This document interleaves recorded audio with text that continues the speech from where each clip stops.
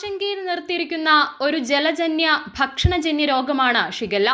Shigella ബാക്ടീരിയകൾ വരുത്തിവെക്കുന്ന ഈ കുടൽ രോഗം കഠിനമായ വയറിളക്കം, വയറുവേദന, പനി, മലത്തോടൊപ്പം രക്തവും പഴുപ്പും പോവുക എന്നിവയ്ക്ക് കാരണമാകുന്നു.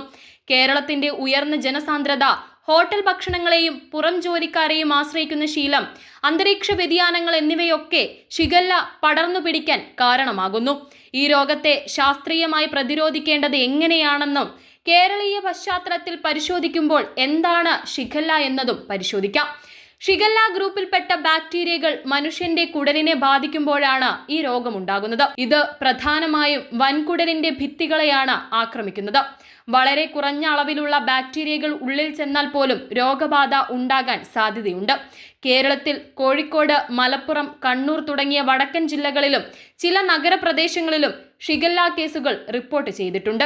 ഉയർന്ന സാക്ഷരതയും ആരോഗ്യബോധവുമുള്ള കേരളത്തിൽ പോലും ശുചിത്വത്തിലെ ചെറിയ വീഴ്ചകൾ രോഗവ്യാപനത്തിന് കാരണമാകുന്നുണ്ട്. മലിനമായ ജലം, കേടായതോ ശുചിത്വമില്ലാതെ തുറന്നു വെച്ചതോ ആയ ഭക്ഷണം എന്നിവയിലൂടെയാണ് ഷിഗല്ല പ്രധാനമായും പകരുന്നത്. രോഗബാധിതരായ വ്യക്തികളുടെ മലമൂത്ര വിസർജനത്തിലൂടെ പുറന്തള്ളപ്പെടുന്ന ബാക്ടീരിയകൾ ഈച്ചകൾ വഴിയോ കൈകൾ വഴിയോ വെള്ളത്തിലും ഭക്ഷണത്തിലും കലരുന്നു. വ്യക്തി ശുചിത്വത്തിന്റെ അഭാവമാണ് ഏറ്റവും വലിയ വില്ലൻ. മലവിസർജനത്തിന് ശേഷം കൈകൾ സോപ്പിട്ട് കഴുകാതിരിക്കുകയും ആ കൈകൾ കൊണ്ട് ഭക്ഷണ സാധനങ്ങൾ കൈകാര്യം ചെയ്യുകയും ചെയ്യുമ്പോൾ ബാക്ടീരിയ മറ്റുള്ളവരുടെ ഉള്ളിലെത്തുന്നു. കേരളത്തിലെ ഭൂരിഭാഗം വീടുകളും കുടിവെള്ളത്തിനായി കിണറുകളെയാണ് ആശ്രയിക്കുന്നത്. സെപ്റ്റിക് ടാങ്കുകളും കിണറുകളും തമ്മിലുള്ള ദൂരക്കുറവ്, മഴക്കാലത്തെ വെള്ളപ്പൊക്കം എന്നിവ കാരണം ഭൂഗർഭജലത്തിലേക്ക് മലിനജലം കലരുന്നത് കേരളത്തിൽ ഷിഗല്ല പടരാൻ ഒരു പ്രധാന കാരണമാണ്.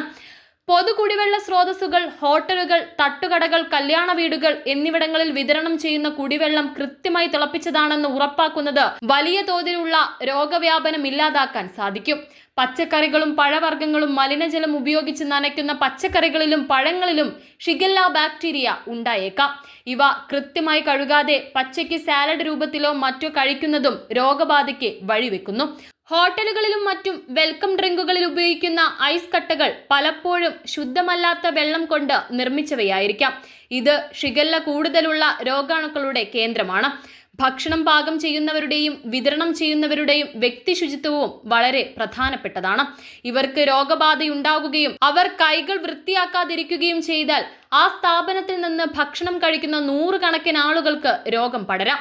മുതിർന്നവരെ അപേക്ഷിച്ച് പ്രതിരോധശേഷി കുറഞ്ഞ കുട്ടികളെയാണ് ഷിഗല്ല വേഗത്തിൽ ബാധിക്കുന്നത്. സ്കൂളുകളിലും അങ്കണവാടികളിലും കുട്ടികൾ ഒരുമിച്ച് ഇടപഴകുമ്പോൾ രോഗം വേഗത്തിൽ പടരാനുള്ള സാധ്യതയുമുണ്ട്. ബാക്ടീരിയ ശരീരത്തിൽ പ്രവേശിച്ചാൽ 1 മുതൽ 7 വരെ ദിവസത്തിനകം ലക്ഷണങ്ങൾ പ്രകടമാകും.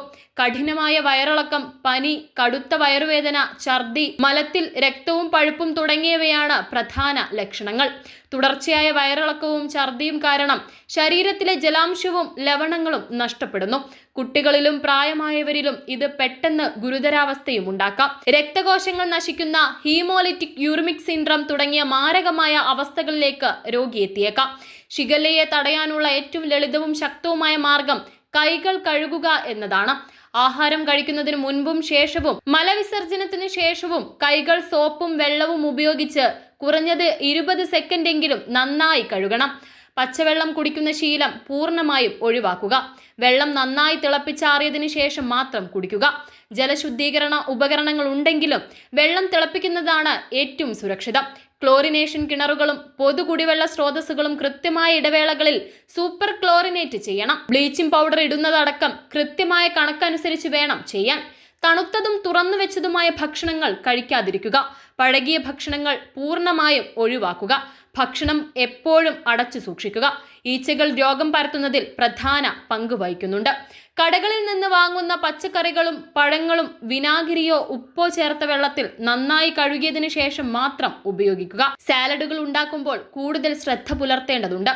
തദ്ദേശ സ്വയംഭരണ സ്ഥാപനങ്ങളും ആരോഗ്യവകുപ്പും ഉറപ്പുവരുത്തണം ഹോട്ടലുകളിലും തട്ടുകടകളിലും തിളപ്പിച്ചാറ്റിയ വെള്ളം മാത്രമേ നൽകുന്നുള്ളൂ എന്ന്. ഹെൽത്ത് കാർഡുള്ള ജീവനക്കാരെ മാത്രമേ ജോലിക്ക് നിയോഗിക്കാവൂ.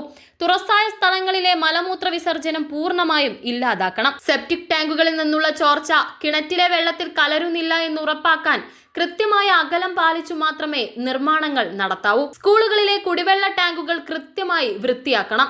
കുട്ടികൾക്ക് കൈ കഴുകാനുള്ള സൗകര്യങ്ങൾ സ്കൂളുകളിൽ ഉറപ്പാക്കുകയും അധ്യാപകർ അത് നിരീക്ഷിക്കുകയും വേണം. രോഗലക്ഷണങ്ങൾ കണ്ടാലുടൻ സ്വയം ചികിത്സ ഒഴിവാക്കി ഡോക്ടറെ സമീപിക്കണം. സാധാരണ വയറിളക്കമെന്ന് കരുതി അശ്രദ്ധ കാണിക്കുന്നത് രോഗം ഗുരുതരമാക്കും. നിർജ്ജലീകരണം തടയാൻ ORS ലായനി, ഉപ്പിട്ട കഞ്ഞിവെള്ളം, കരിക്കിൻ വെള്ളം എന്നിവ ധാരാളമായി നൽകണം. ഇത് ശരീരത്തിലെ ലവണാംശം നിലനിർത്താൻ സഹായിക്കും. ബാക്ടീരിയൽ രോഗമായതിനാൽ ഡോക്ടറുടെ നിർദ്ദേശമനുസരിച്ച് കൃത്യമായ ആന്റിബയോട്ടിക് ചികിത്സ ആവശ്യമാണ്. ലക്ഷണങ്ങൾ മാറിയാലും കോഴ്സുകൾ പൂർത്തിയാക്കാൻ ശ്രദ്ധിക്കണം. ഷിഗല്ല ബാധിച്ച വ്യക്തികൾ പൂർണ്ണമായും സുഖം പ്രാപിക്കുന്നതുവരെ മറ്റുള്ളവർക്ക് ഭക്ഷണം പാകം ചെയ്ത് നൽകരുത്.